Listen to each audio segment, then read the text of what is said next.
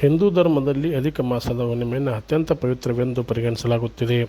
ಈ ಶುಭ ದಿನದಂದು ಪವಿತ್ರ ಗಂಗೆಯ ವಿಶೇಷ ಪೂಜೆಯನ್ನು ಸಲ್ಲಿಸಲಾಗುತ್ತಿದ್ದು, ಗಂಗಾ ಪೂಜೆಯು ಅತ್ಯಂತ ಪವಿತ್ರವಾದ ನದಿಯ ದೇವತೆಯಾದ ಗಂಗೆಯನ್ನು ಆರಾಧಿಸುವ ಧಾರ್ಮಿಕ ಆಚರಣೆಯಾಗಿದೆ. ಬಾದಾಮಿ ಬನಶಂಕರಿಯ ಹರಿದ್ರಾ ಪುಷ್ಕರಣಿಯಲ್ಲಿ ಮಹಿಳೆಯರಿಂದ ವಿಶೇಷ ಪೂಜೆಯನ್ನು ಇಂದು ಸಲ್ಲಿಸಲಾಯಿತು.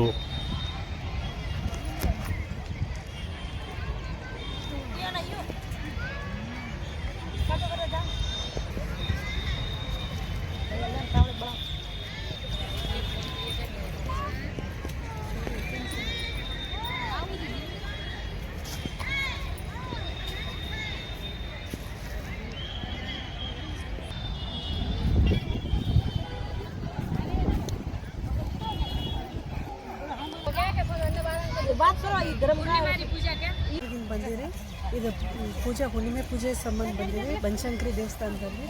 ಇದು ನಮ್ಮ ಧರ್ಮದ ಬಗ್ಗೆ ರೀ. ಈಗ ಪಾಳ್ ಅಂತಾರೆ ನಮ್ಮ ಭಾಷೆದಾಗ.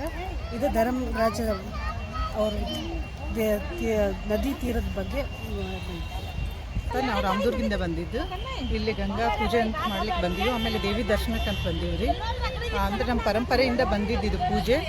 ಅದನ್ನು ಮುಂದುವರಿಸ್ಕೋತಾ ಪ್ರತಿ ಹುಣ್ಣಿಮೆ ನಾವು ಪ್ರತಿಯೊಂದು ಬೇರೆ ಬೇರೆ ಜಾಗಕ್ಕೆ ಹೋಗಿ ಈ ಥರ ಹೊಳಿ ಪೂಜೆ ಎಲ್ಲ ಮಾಡಿ ಬರ್ತೀವಿ. ಇದರಿಂದ ಎಲ್ಲರಿಗೂ ದೇವರು ಒಳ್ಳೇದು ಮಾಡಲಿ.